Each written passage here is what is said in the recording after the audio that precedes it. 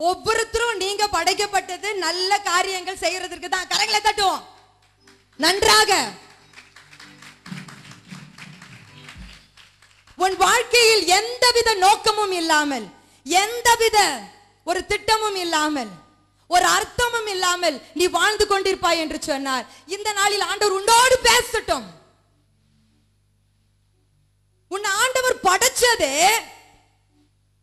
உன் தாயின் வயிற்றில் இருக்கும் பொழுதே உன்னுடைய கரங்கள், உன்னுடைய கால்கள் எல்லாவற்றையும் ஆண்டவர் படைத்தது நீ அவருக்காக நன்மை செய்யணும் தான்.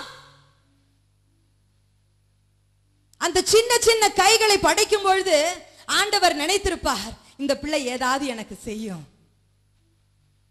இந்த சின்ன சின்ன விரல்கள் ஏதாவது எனக்கு செய்யும். ஆனா அது வளர்ந்து சிகரெட் பிடிக்குது. உன்னோடு நான் பேசுகிறேன். இந்த கரங்கள் எனக்கு ஏதாவது செய்யும் என்று நினைத்த அந்த கரங்கள் எடுத்து அந்த குடியை குடிக்கிறது. இந்த வாய் என் வார்த்தைகளை பேசும் என்று சொல்லி ஆண்டவர் அழகாக அந்த வாயை ஆண்டவர் படைத்திருப்பார். ஆனால் அது கெட்ட வார்த்தை பேசுது, மனைவியை திட்டது, கணவனை தாறுமாறாக பேசுகிறது, மாமியார் நாத்தனாரை புறம்பே பயங்கரமாக வம்பு பேசுகிறது. அந்த வாய் எதற்காக ஆண்டவர் உன்னை சிருஷ்டித்தார்? Revelations chapter 22 verse 12.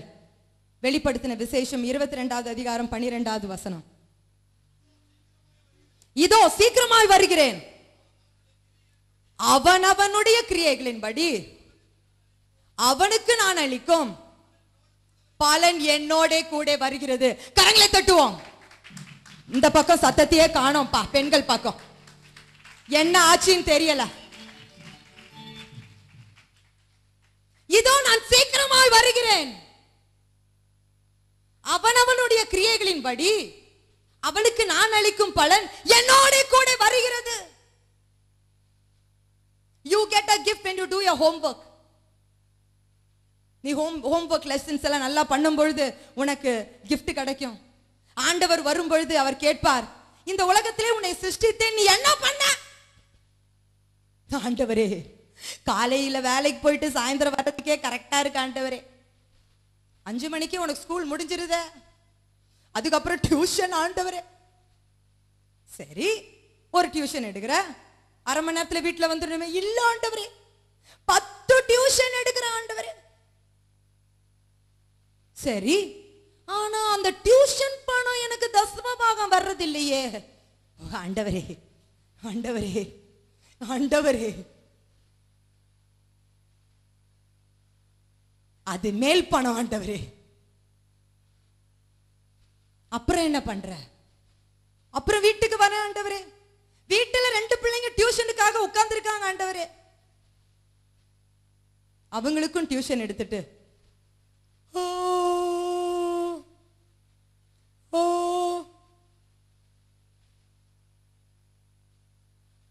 படுக்கையில படுத்துட்டு ஆண்டவரே ஜெபம் பண்ணிட்டு ஆண்டவரே நான் படுக்கிறேன். என்ன ஜெபம் சொல்ற? பரமண்டத்தில் இருக்கும் எங்கள் பிதாவே, அப்படி சொல்லிட்டு தான் ஆண்டவரே படுக்கிறேன். செத்த வாழ்க்கை நீ வாழ்ந்து கொண்டிருக்கிறாய்.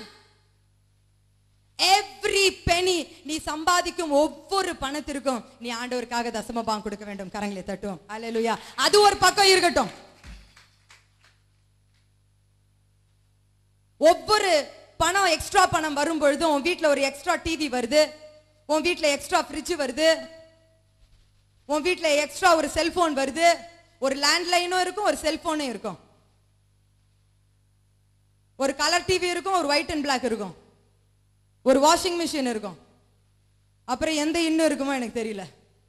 எல்லா இன்ஸ்டால்மெண்ட்டும் வாங்கிடுற.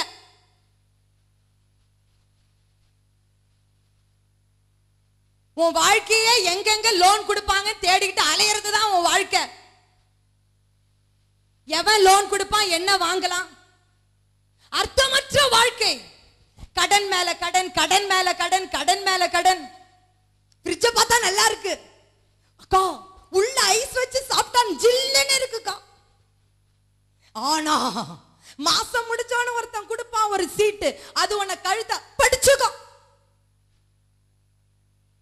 ஒன்னொன்னா வரும். ஃப்ரிட்ஜுக்கு ஒரு சீட்டு வரும், உன்னுடைய வாஷிங் மிஷினுக்கு ஒரு சீட்டு வரும், ஒன்னொன்னா வரும்.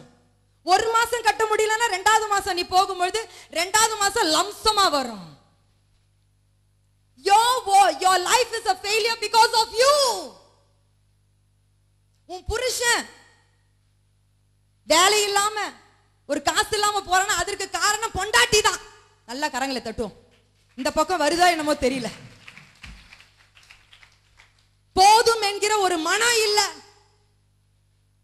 ஒரு போன மாதம் ஒரு ஒரு அழகான போற வாரம் என்று சொல்லி நினைக்கிறேன், ஒரு அழகான சாட்சியை நான் கேட்டேன். ஒரு பாஸ்டர் கொடுத்த சாட்சி. அவர் லாட்ஜில் இருந்தாராம்.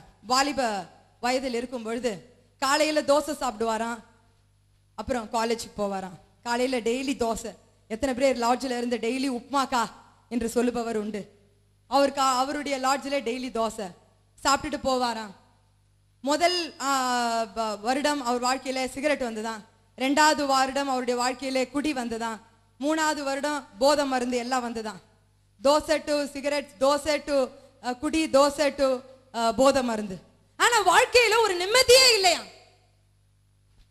குடிச்சு பார்த்தாச்சு, சிகரெட் குடிச்சு பார்த்தாச்சு, போதை மருந்து சாப்பிட்டு பார்த்தாச்சு, எல்லாம் பண்ணி பார்த்தாச்சு. ஆனா வாழ்க்கையிலே ஒரு சந்தோஷம் இல்லை. ஆமென், ஹல்லேலூயா.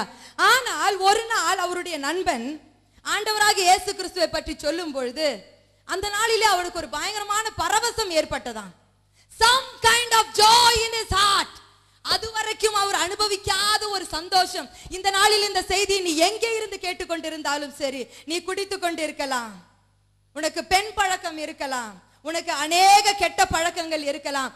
ஆனால் உன்னுடைய இருதயத்திலே கையை வைத்து நீ சொல்லு, உனக்கு உள்ளான ஒரு சந்தோஷம் இருக்கிறதா? ஆனால் ஒரு நாளில் அந்த பாஸ்டர் அவர் ஆண்டவராக இயேசு கிறிஸ்துவை அறிந்து கொண்ட பொழுது ஒரு பயங்கரமான சந்தோஷமா, அந்த சந்தோஷத்தினால எங்க ரீஹாபிலிட்டேஷன் செய்ய முடியாதது, எந்தவித டாக்டரும் செய்ய முடியாதது. ஒரே நாள்ல சிகரெட் போச்சு, ஒரே நாள்ல குடி போச்சு, ஒரே நாள்ல போதை போச்சு. ஆண்டவர் வந்த பொழுது அவருடைய வாழ்க்கை மறுரூபமானது. கரங்களை தட்டுவோம். இந்த நாள்